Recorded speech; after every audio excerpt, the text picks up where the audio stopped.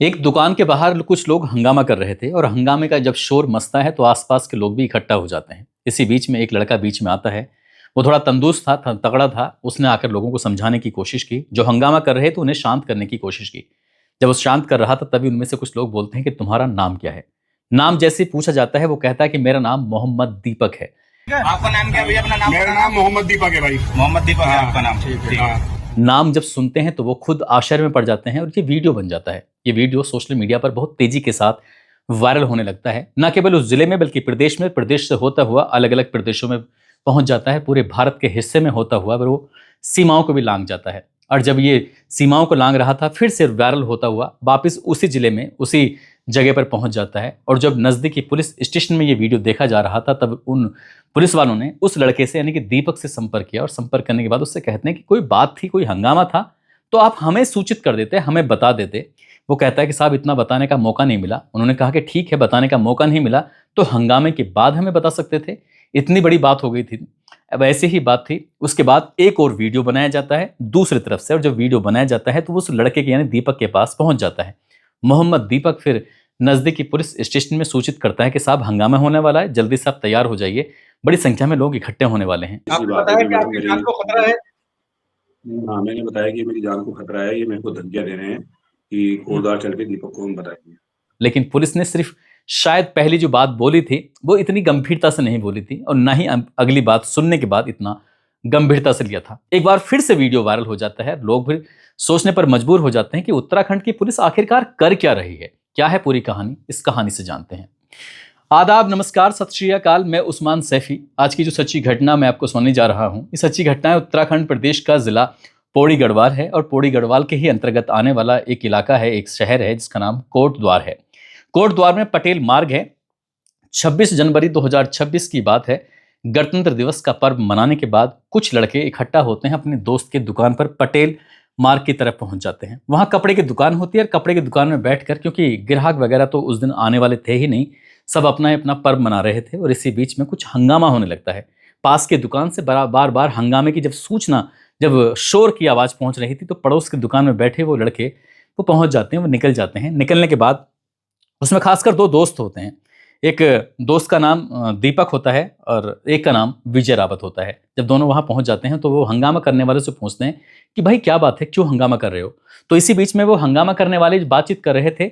दुकान है वहीं पास में जिसका नाम है Baba school dress and matching centre. वो दुकान है, उस दुकान पे कपड़े वगैरह रखे हुए हैं और लगभग 72 साल या 75 साल के एक बुजुर्ग आदमी होते हैं जिनका नाम है वकील अहमद। वकील अहमद को डरा रहे थे, धमका रहे थे और डराते हुए धमकाते हुए बातचीत करते हुए कहते हैं कि तुमने जो अपनी दुकान पर ये बाबा लिखा हुआ है, दरअसल इसे हटा लो। हम देखो पहले भी आपके पास आए थे लेकिन उसके बावजूद भी आप इस नाम को नहीं हटा रहे हैं, ये बिल्कुल भी सही बात नहीं है। बाबा डरे हुए थे, सहमे हुए थे। उनका बेटा भी वहीं खड़ा हुआ है।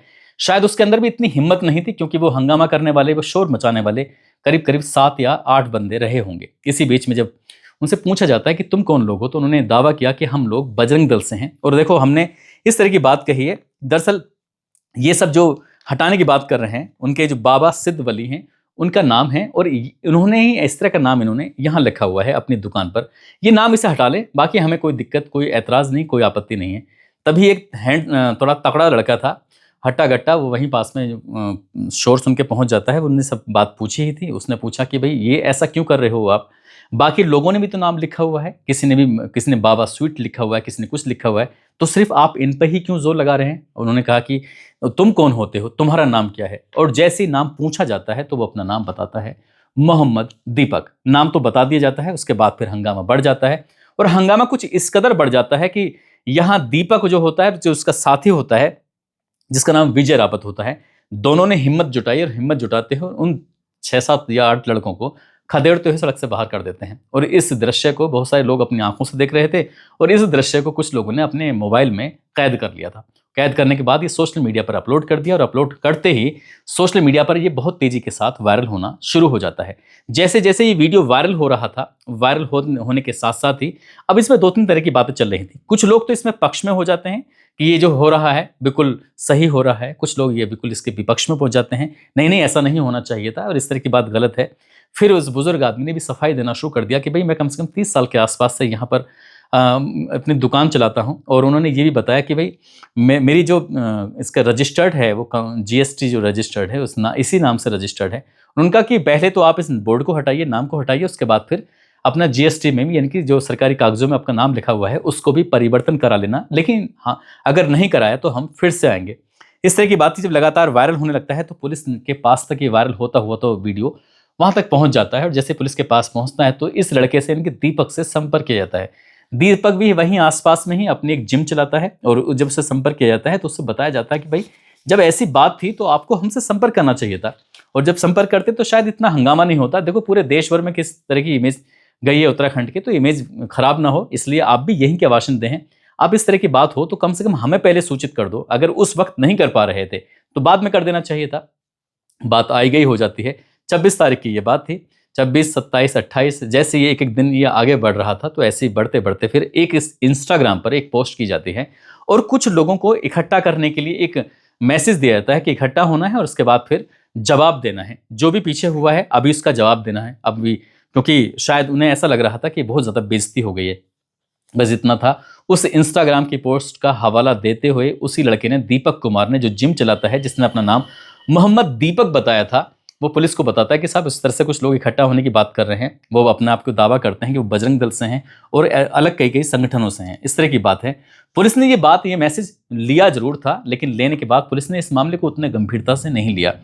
31 जनवरी 2026 के दोपहर का समय हो रहा था। बड़ी संख्या में लोग इकट्ठे हो जाते हैं। इकट्ठा होने के बाद सीधा कोर्ट द्वार में पहुंचते हैं। कोर्ट द्वार के अलग अलग जो मुख्य मार्ग थे वहां पर उन्होंने जुलूस निकालना शुरू कर दिया और खूब नारेबाजी करते हैं। एक तरह से कह सकते हैं कि उनका टारगेट पे था सिर्फ दीपक। जब दीपक टारगेट पर था तो पुलिस वालों की जो संख्या थी उनके हिसाब से संख्या कम थी। आखिरकार पुलिस का बल और बुलाया जाता है, समझाने की कोशिश की जाती है, लेकिन पुलिस जो हंगामा करने वाले थे उनको तो समझाने में असमर्थ हो जाती है। अब दीपक को ही समझाना शुरू कर देती है, दीपक को ही रोकना शुरू कर देती है। दीपक को इस बात पर भी गुस्सा आ रहा था कि वो उसके जिम पर चढ़ के आ गए हैं। इनकी इतनी हिम्मत कैसे हुई? वैसे भी ये हरिद्वार के हैं, देहरादून के हैं, अलग अलग शहरों के, ऐसा कैसे हो सकता है? इस बीच में पुलिस वालों ने उन लोगों को तो नहीं रोका, लेकिन दीपक को जब रोकना शुरू किया है, दीपक को गुस्सा आना शुरू हो जाता है और दीपक जो पुलिस का ही विरोध करना शुरू कर देता है। इस बीच में बात और ना बढ़े, हंगामा ज्यादा ना बढ़े, पुलिस ने या तो उनकी सुरक्षा को देखते हुए उसे अपने थाने ले जाते हैं। लगभग 2 से ढाई घंटे थाने में रखा जाता है ताकि वो हंगामा शांत हो जाए और उन लोगों को भी तसल्ली हो जाए कि हाँ, हमने उस व्यक्ति को थाने में बिठा के रखा हुआ है। और इधर उसकी सुरक्षा के हिसाब से अब ये भी वीडियो वायरल हो रहा था जब उससे पूछा जाता है कि देखो मैंने ही ये आवाज उठाई, इंसानियत की बात कर रहा था। बुजुर्ग आदमी के पीछे वो पड़े हुए थे जिसको 2 बार सर्जरी हो चुकी है, जिसका हार्ट की दिक्कत है, जिसको एक बुजुर्ग आदमी है, लगभग 30 साल से है, जो इस देश के अंदर हिंदू, मुसलमान, सिख, ईसाई सब एक साथ रहते हैं। उसके बावजूद भी उनके साथ ऐसा हो रहा है, उल्टा उसके साथ ये सब हो रहा है। इतना हुआ है तो उसकी जान को खतरा भी हो सकता है, लोग उसे मार भी सकते हैं। फिर एक बार फिर से ये वीडियो सोशल मीडिया पर वायरल होना शुरू हो जाता है। वायरल इस बार जो होता है तब भी लोगों की प्रतिक्रिया और पक्ष में विपक्ष में बनी रहती है, लेकिन पक्ष में कुछ लोगों की संख्या ज्यादा हो जाती है। लोग कहने लगते हैं कि इस देश में जब अलग अलग तरह के लोग रहते हैं, इस देश में अनेकता में ही एकता है, तो उसके बावजूद भी इस तरह की बात क्यों है? क्यों उत्तराखंड की पुलिस अपना काम पूरी ईमानदारी, पूरी शिद्दत से क्यों नहीं कर रही है? जब इस तरह की बात होती है तो फिर लोगों की प्रतिक्रिया आना शुरू हो जाती है। हालांकि ये वीडियो पूरे देश भर में वायरल होता है, हर जगह पहुंच जाता है, लेकिन सरकार तक शायद नहीं पहुंचता, सरकार के नुमाइंदों तक नहीं पहुंचता, उच्च अधिकारियों तक नहीं पहुंचता। यही कारण है कि हंगामा करने वाले आराम से हंगामा करने के लिए पहले चेतावनी दे देते हैं। LIU भी शायद इस बात पर बिल्कुल अनभिज्ञ रहती है, पुलिस भी इस बात पर शायद अनभिज्ञ रहती है और वो हंगामा करते हैं, हंगामा करके आराम से वहां से निकल जाते हैं, लेकिन पुलिस वाले शायद कुछ कर नहीं पाते। ऐसा भी दावा किया जा रहा है कि शायद इसमें FIR दर्ज कर ली गई है, जो हंगामा करने वाले उनके खिलाफ पुलिस कार्रवाई करेगी या नहीं करेगी ये तो नहीं पता। लेकिन अगर पुलिस ईमानदारी से ही अपना काम करती तो शायद त्रिपुरा के रहने वाले जो 2 भाई होते हैं, एक का नाम एंजेल चकमा होता है और दूसरे का नाम माइकल चकमा होता है, जो 1500 किलोमीटर दूर से देहरादून में पढ़ाई करने के लिए आते हैं। जब पढ़ाई करने के लिए आते हैं तो एक दिन की बात है, 9 दिसंबर 2025, ये बाजार में घूम रहे थे और इसी बीच में कुछ लोगों की नज़र इन दोनों भाइयों पर पड़ जाती है। और जैसे दोनों भाइयों पर नज़र पड़ती है तो उन्हें चिढ़ाने के लिए, उन्हें कुछ ऐसे उनकी मस्करी करने के लिए, मजाक बनाने के लिए उन्हें चाइनीज चिंकी कह के बुलाने लगते हैं। और चाइनीज चिंकी, वो लड़के हिंदी जानते थे, त्रिपुरा के रहने वाले थे, वो समझते थे कि आखिरकार क्या बोला जा रहा है। तभी उनमें से एक ने विरोध किया और कहा कि भाई हम भी भारतीय हैं, आप हमसे इस तरह का सलूक मत करो, इस तरह का नस्लीय भेद बिल्कुल मत करो। जैसे इन दोनों भाइयों ने इस बात का विरोध किया, सामने वालों को इतना ज्यादा बुरा लगा, लाठी डंडों से उन्हें पीटने लगते हैं और उन्हें तब तक पीटा जाता है जब तक वो गंभीर रूप से घायल नहीं हो जाते। इसमें एंजेल चकमा भी घायल हो जाता है और दूसरा जो उसका भाई होता है माइकल चकमा, वो भी गंभीर रूप से घायल हो जाता है और हालत तब ज्यादा खराब हो जाती है कि इस हादसे के, इस घटनाक्रम के लगभग 17 दिन के बाद एंजेल चकमा की उपचार के दौरान मौत हो जाती है। तब पूरे देश भर में उत्तराखंड की पुलिस का वो चेहरा भी सामने आता है कि क्या पुलिस किस तरह का काम कर रही है। काश अगर पुलिस सही से काम करती तो 26 जनवरी 2026 को ये घटना बिल्कुल भी ना होती और 28 जनवरी 2026 को एक घटना देहरादून में और हो जाती है। दो सगे भाई होते हैं, एक की उम्र 20 साल होती है, दूसरे की उम्र 18 साल होती है। नाम ताबिश और दानिश होता है। ताबिश और दानिश अपने कंधे पे बहुत सारा शॉल रखे हुए थे। शॉल लेकर वो इधर उधर घूम रहे थे, शॉल बेच रहे थे और शॉल जैसे बेच रहे थे तो उन्हें देखते ही पहचान लिया गया कि ये कश्मीर के रहने वाले हैं। कश्मीर का जिला कुपवाड़ा का गांव लगता है वारसून, वहाँ के रहने वाले होते हैं। बस इतना देखते ही उनको पीटना शुरू कर दिया जाता है। बहुत ज़्यादा पीटा जाता है, गंभीर रूप से चोट लग जाती है उन लोगों को और उनका भी वीडियो सोशल मीडिया पर वायरल हो जाता है। कश्मीर के मुख्यमंत्री ने खुद उत्तराखंड के मुख्यमंत्री से बात करने के बाद जो आरोपी थे उनके खिलाफ कार्रवाई करने की बात की, लेकिन जैसी कार्रवाई की बात आती है तो एक खबर और चलने लगती है।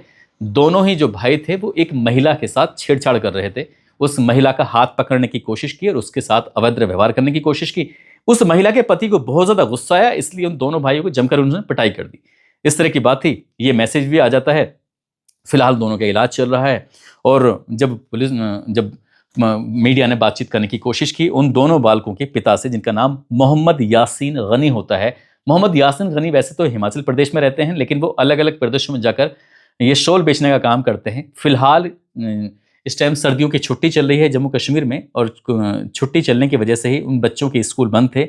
दोनों बालकों को जो पिता थे वो देहरादून लेके चले जाते हैं कि तुम अलग इलाके में शॉल बेचो, मैं दूसरे इलाके में शॉल बेचूंगा। जितनी ज़्यादा शॉल बिकेंगे उतनी ज़्यादा हमें आमदनी होगी और तुम्हारी पढ़ाई में उतनी ही मदद मिलेगी। लेकिन वो लड़के नहीं जानते थे कि जहाँ पर वो घूम रहे हैं वहाँ उनकी जान को खतरा हो सकता है। अगर पुलिस अपना काम ईमानदारी से कर रही होती तो बाहर के आने वाले लोगों के साथ इस तरह की बात नहीं होती और इस तरह के नस्ल भेद वाले टिप्पणी नहीं होती। जैसे कि त्रिपुरा के दोनों सगे भाइयों पर हमला हो जाता है और ऐसे ही कोट द्वार के अंदर जो पटेल मार्ग होता है वहां पर एक बुजुर्ग आदमी जो 30 साल से लगभग दुकान चलाता है, बाबा के, जिसका बाबा लिखा हुआ है नाम उसका, और उस व्यक्ति को इस तरह की दिक्कत नहीं होती। मैंने वैसे इंटरनेट के माध्यम से जानने की कोशिश की कि आखिर ये जो नाम है, जो बाबा नाम है वो आया कहाँ से है। तो बाबा नाम के बारे में ये पता चलता है कि ये बाबा शब्द जो आया है पारसी शब्द है और पारसी और दूसरा तुर्की से ये आया हुआ शब्द है। हालांकि भारत में आदर, प्रेम और आध्यात्मिकता का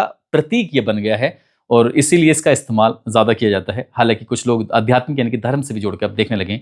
हालांकि मुसलमानों में भी लगाते हैं, हिंदुओं में लगाते हैं, लेकिन शायद ईसाई और सिख वगैरह इस नाम का इस्तेमाल कम ही करते हैं। लेकिन इसके पीछे जो बहुत सारी बातें आती हैं, जब दीपक से बात पूछी जाती है तो दीपक कहता है कि मेरी जान को खतरा बना हुआ है और ये पूरा दिन ये सोशल मीडिया पर ट्रेंड करने लगता है दीपक, मोहम्मद दीपक, कि भाई वाकई उसकी जान को खतरा भी है। अब ये खतरा है नहीं है, लेकिन पुलिस अपना काम करेगी नहीं करेगी, पुलिस की नींद टूटेगी नहीं टूटेगी, ये तो खैर नहीं पता। लेकिन एक बात जरूर है, सोशल मीडिया पर ये बात बहुत तेजी के साथ वायरल हो रही थी। जैसे कि पुलिस की, जैसे शिक्षक के लिए, आईएएस के लिए, आईपीएस के लिए या तहसीलदार के लिए, एसडीएम के लिए एक परीक्षा घोषित कर दी गई है। अगर ऐसे ही राजनीति में आने के लिए परीक्षा घोषित कर दी जाए तो बहुत सारे लोग सड़कों पर हंगामा करते दिखाई नहीं देंगे, बल्कि या तो लाइब्रेरी में बैठ के बहुत देर तक पढ़ाई करते दिखाई देंगे या फिर अपने घरों पर बैठकर पढ़ाई करते दिखाई देंगे, क्योंकि उन्हें राजनीति का एग्जाम पास करने के बाद उन्हें विधायक बनना होगा, सांसद बनना होगा या फिर कोई और शहर का चेयरमैन बनना होगा। तो इसलिए अगर राजनीति में परीक्षा घोषित कर दी जाए कि जो परीक्षा पास करेगा वही राजनीति में आएगा, तो ये हंगामे तो बिल्कुल बंद ही हो जाएंगे।